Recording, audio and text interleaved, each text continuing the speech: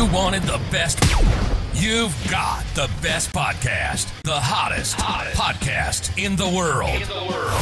The Chris Voss Show, the preeminent podcast with guests so smart you may experience serious brain bleed. The CEOs, authors, thought leaders, visionaries, and motivators.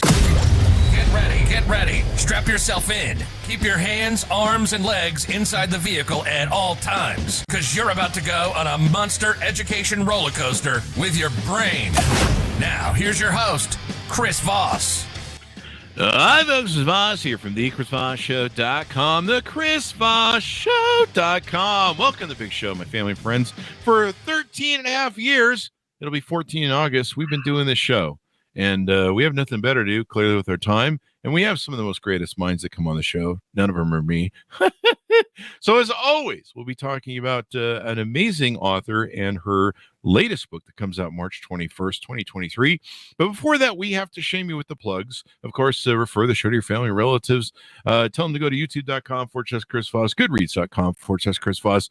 The big LinkedIn group, LinkedIn newsletter, follow that silliness over there. And everything else. She is the author of the amazing new book, as I aforementioned, out this month, or actually March 21st, 2023. I'm still in March.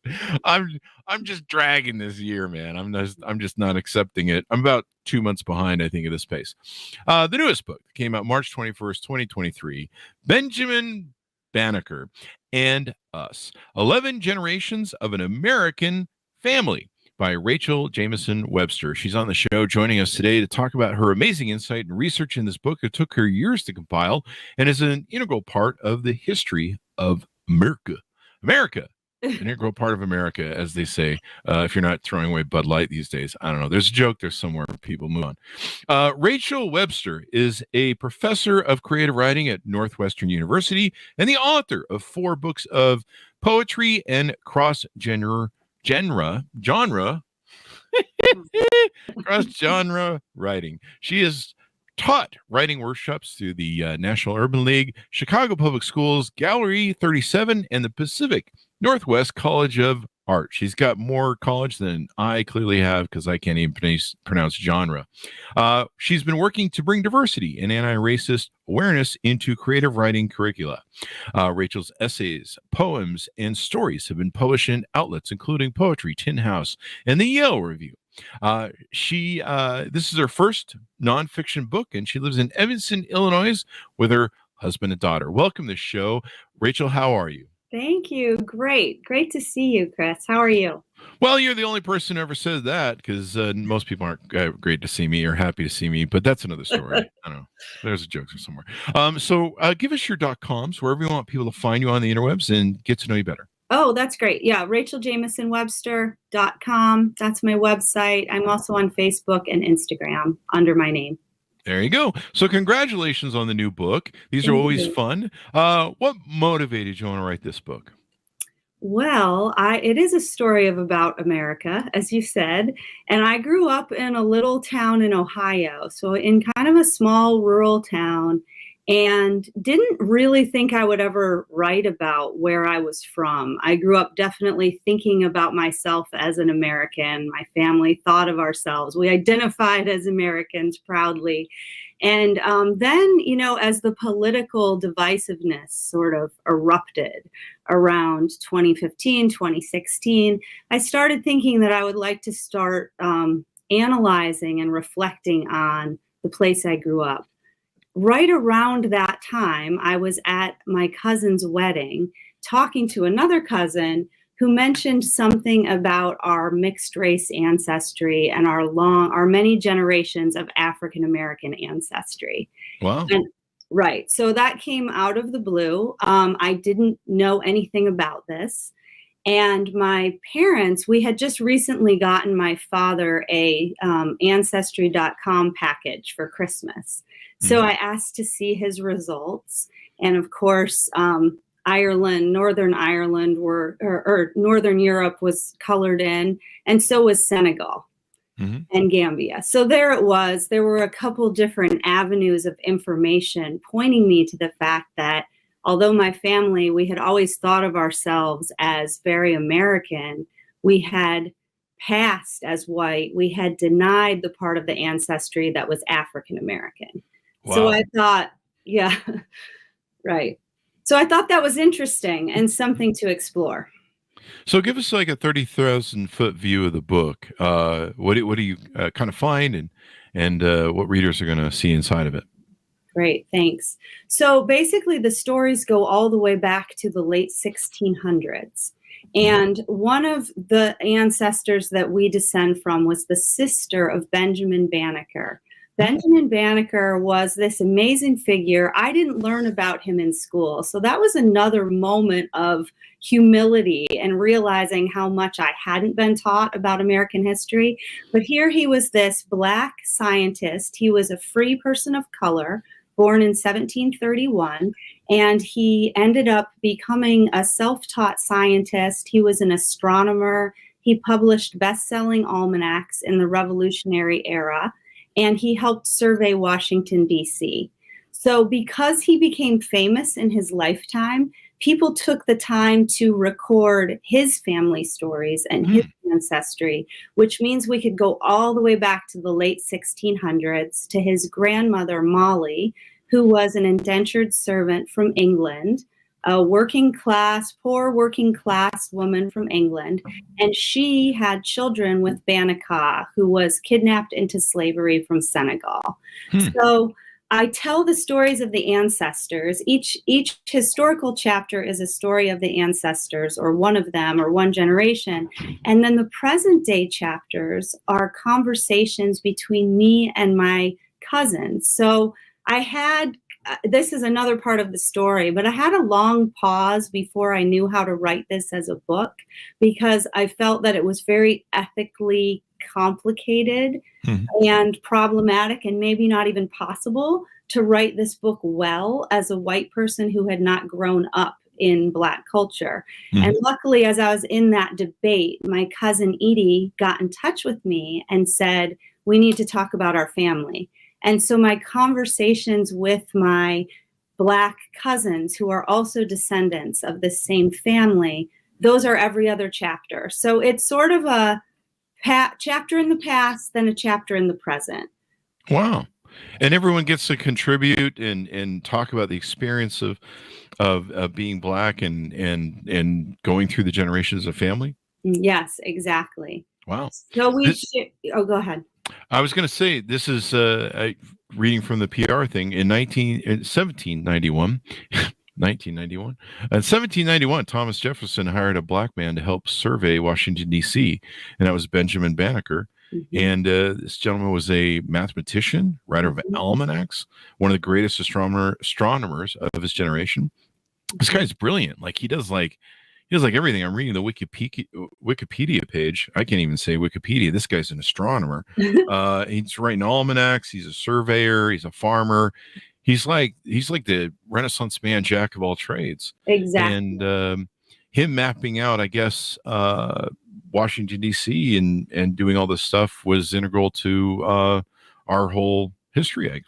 Exactly. So he helped to survey the Capitol. He was the assistant to Major Ellicott, who was a good family friend. The Ellicotts were Quakers, and so they were able to see past his skin color and see his brilliance. And he was very good friends with this family, who kind of marveled at his intelligence and his brilliance. He was well known in his area of Maryland, but that's how he was able to be hired and sent to Washington, D.C. to help survey the Capitol. Wow. And this works out pretty good for him, and it's a great thing. Is this one of these stories, we've had a number of authors on in recent years that, they found that certain stories, whitewashing might be the proper word for it, where the Black people and some of their achievements and stuff were left out of history books. Yes. And it seems pretty prevalent. This was kind of a thing going on for the past 200 years. And thankfully now some of these stories and some of that is being righted, I suppose, as best it can possibly be, given these people aren't alive anymore. But I think there's an importance to that, right? Where we start shining a light on Black history and because their story is integral to our story. It is all of our stories. It's all of our story, exactly. And to not see it as a separate history, but to see it as American history, exactly. That's important. And I do think it's very exciting to see how many of these stories are being brought up into consciousness now. And Benjamin Banneker, it's extraordinary. His journal, his manuscript journal, is in the public domain. You can go to the Maryland Historical Society and see his notes, Wow. his astronomical notes, the poems he wrote. He recorded his dreams. And then you can also see his almanac. So he was well known in his time. And as I said before, I didn't learn about him in school. Many Black people that I talk to are more aware of Benjamin Banneker, but he's often given a sentence in the history books or a very quick mention. And yet there is more documentation of his life than people even realize. So it's been exciting. I felt like that was a central aim of this book, is to share his story and sort of give him his rightful place with the founding fathers. Partly because it's a self-actualized story. He was self-taught. And he not only was hired by he was hired by Thomas Jefferson to help survey the Capitol. He then corresponded with Jefferson and called Jefferson out on his hypocrisy as an enslaver who wrote about freedom, which is sort of where we are as a country, where we're wanting to root out these foundational hypocrisies. He was doing that at the time. So he's a really good guide in speaking truth. He was ahead of his time by a few hundred years. So there you go. Good for him. But he probably made maybe Jefferson consider some of the issues and problems, or weigh in his mind a little bit better. I hope so. Jefferson did write back right away. He wrote a very respectful letter in return. And he promised to send Benjamin Banneker's almanac, because Benjamin had sent him a copy of his almanac. And Jefferson promised to send it to the head of the Academy of Sciences in France, which was the foremost intellectual institution of its day.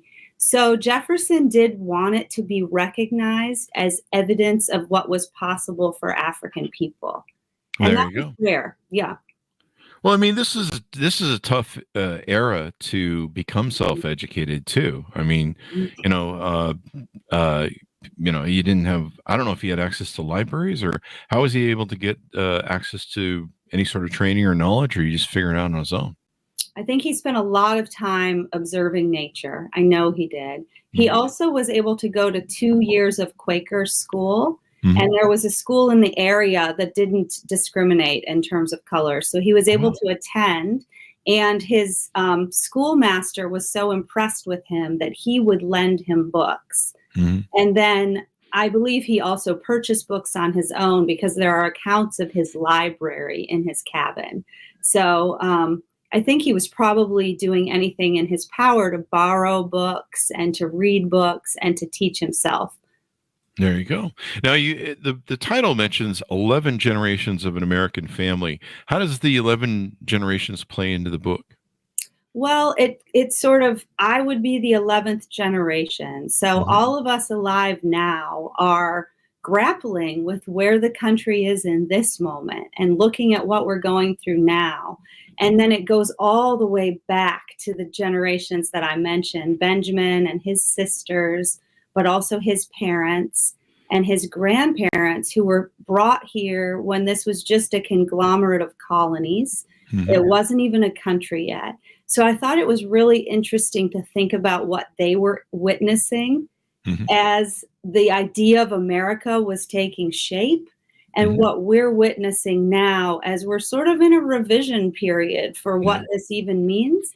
And then because we have these great human stories, it also became a way to think about racism and to look at how racism and the racial constructions were written into law. And we're still living with those outcomes. Yeah. Jim Crow and other things. I think it's an important time, and it's an important time to have books like yours and education to tell these stories, to bring them to light, so that we can understand that, I grew up with that whitewash sort of experience in school. A lot of stuff we weren't taught. And of course, I really wasn't into history. I flunked it a number of times, but I learned some stuff in there in spite of it. But we grew up with this whole image of the John Wayne and white conquerors conquered everybody because everyone was bad, and that whole narrative that kind of was the theme through a lot of his movies. And I think he suffered from a bit of racism himself, if I remember correctly. But being in a time now where we're trying to reconcile that history, we're trying to tear down some of the ugliness that we've had, the things that statues that were put up under Jim Crow. A lot of people are tossing about, do we keep up statues of our founding fathers because they were involved in racism and everything else? But I think it's a healthy discussion to have. Mm-hmm. I do too. And I think it has to become more and more complex. You have to look at, people were a product of their time, but there are also things that we were made to think of as natural that were not. They were completely constructed. So just to stay with Benjamin Banneker's story, throughout history, he's had people who have doubted his abilities or doubted him. And yet we have things on paper that he wrote. We have books that he published, but his cabin was burnt down on the day of his funeral. So that seems a bit suspect. Exactly. And familiar. So there is this, the whitewashing includes a violence to it that will eradicate people of color's intelligence, their contributions. And so then there isn't as much of a paper trail, right? And so it's a very complex situation, and it's been going on since before the country was even a country. Yeah, I remember we had one, who was President Madison's wife? Dolly? Was it Molly? Dolly, I think. Dolly. I believe after he died, or when they both died, she had everything burned, like all the notes, all the records and stuff, if I remember correctly. Wow. We had an author on that talked about that. And so there was a bit of this stuff, like you mentioned, going on of trying to erase history and whitewash history. And I guess one of the problems was she may or may not have, and this author said that they were trying to hide the fact that they'd had a mixed family, that Jason Madison, our fourth U.S. president, for those of you who are millennials or Gen Zers, I kid the Gen Zers, but go back to school. She was trying to whitewash the history where they had mixed family, and I guess there's some DNA that proves otherwise. That they got into. But yeah, there's a lot of this going on, very hateful, very ugly, very dark part of our history. But I think it's important that we shine a light on it and go, hey man, let's come to reconciliation with the contribution of African Americans and what they did to our country.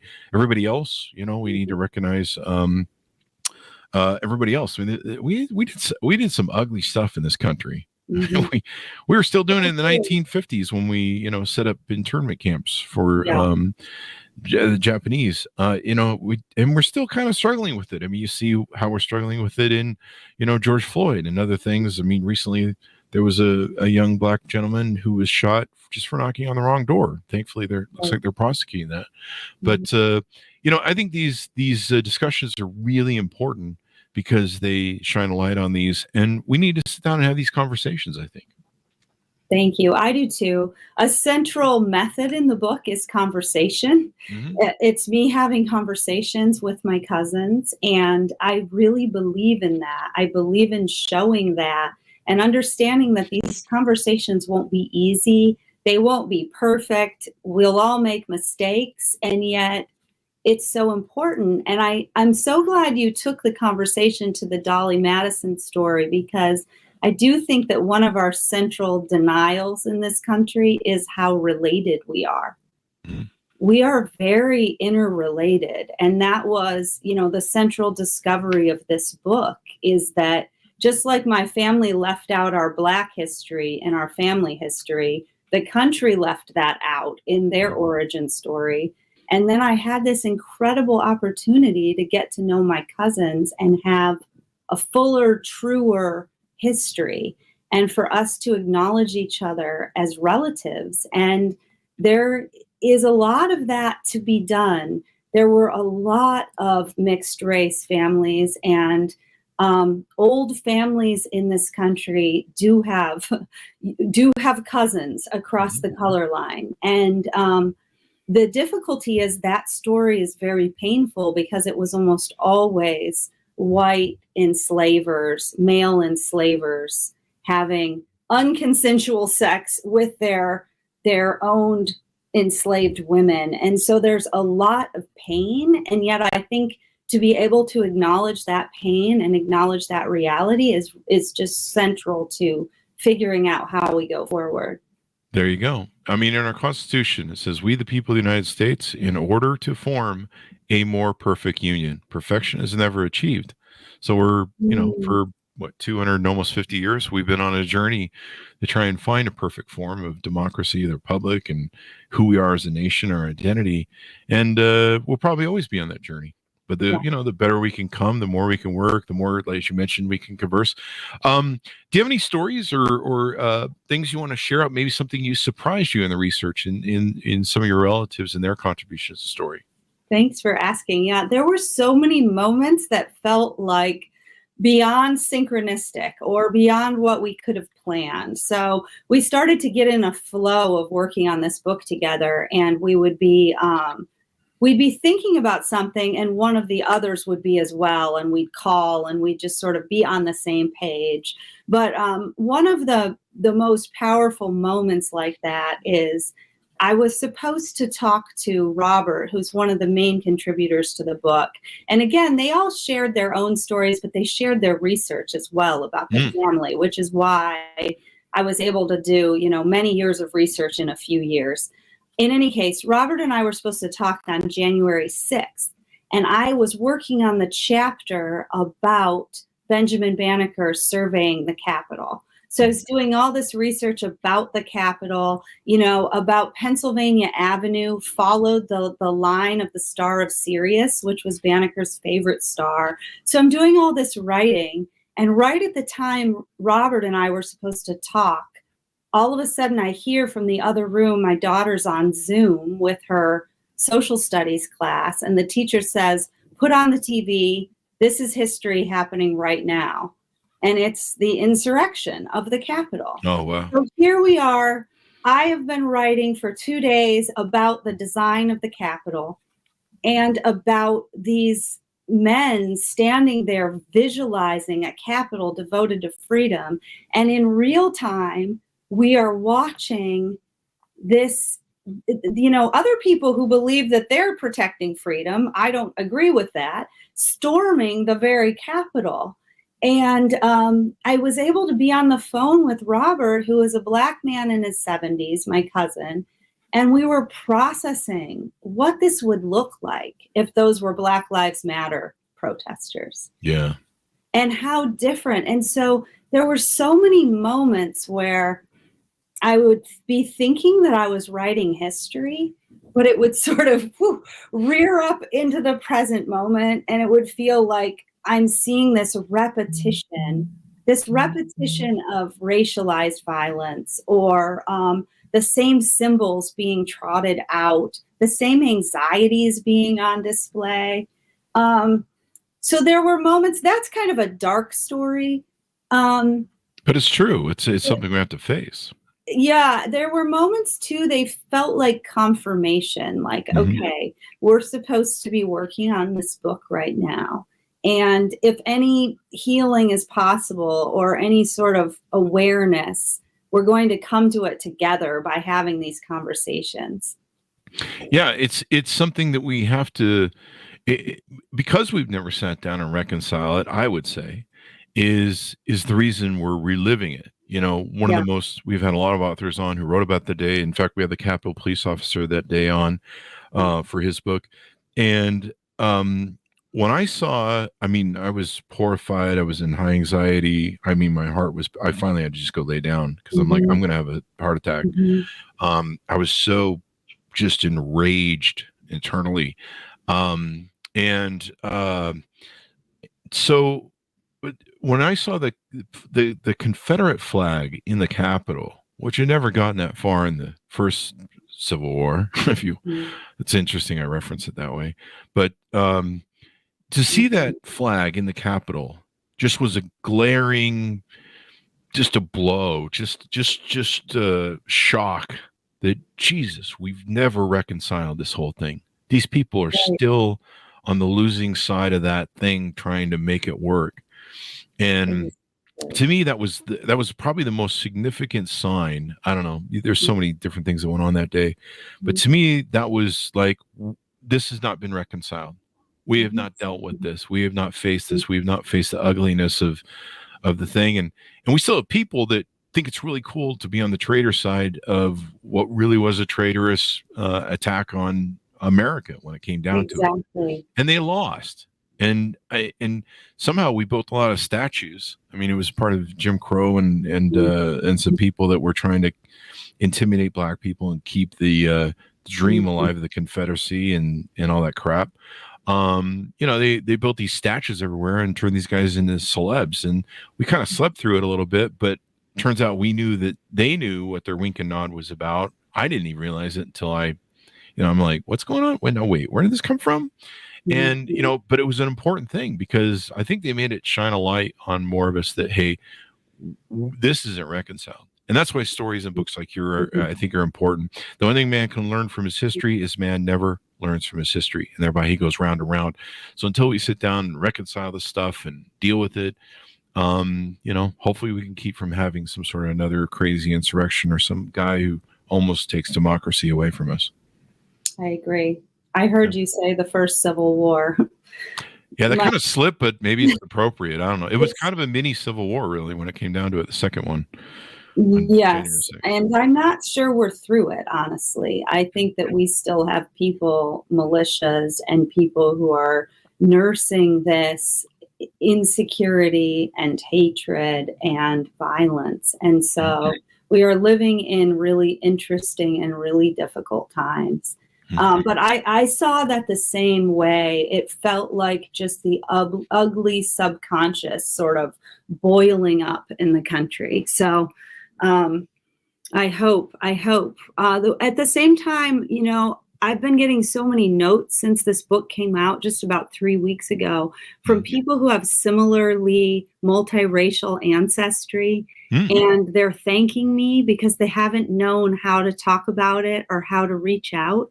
So that gives me some hope that there is a desire to bridge some gaps and to increase humility and understanding among European Americans, or what we would think of as white Americans, to really open a space for this deeper understanding.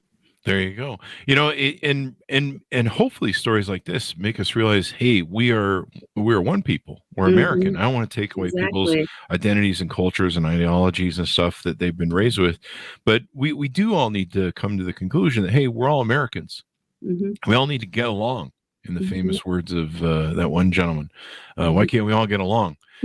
and so stories like this realize that our past, our history, our future is integral to getting along and working together and realizing that we are, really an American family, as the book title of your book says.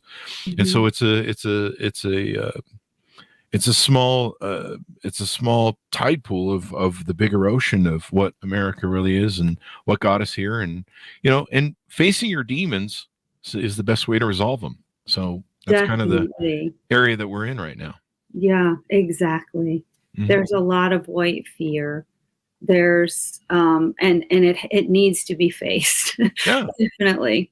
Yeah. I've seen Republican little old ladies say, we treated black people horribly for 200 years. If they get power, they're going to treat us horribly. Or if, the Mexicans come and they take over voting, you see this white fragility over some sort of perceived white scarcity that somehow losing power will, it's the old scarcity mindset, Exactly. When really we need to realize, especially with the beauty of America and the foundation of what we're about, that anybody can win or succeed here.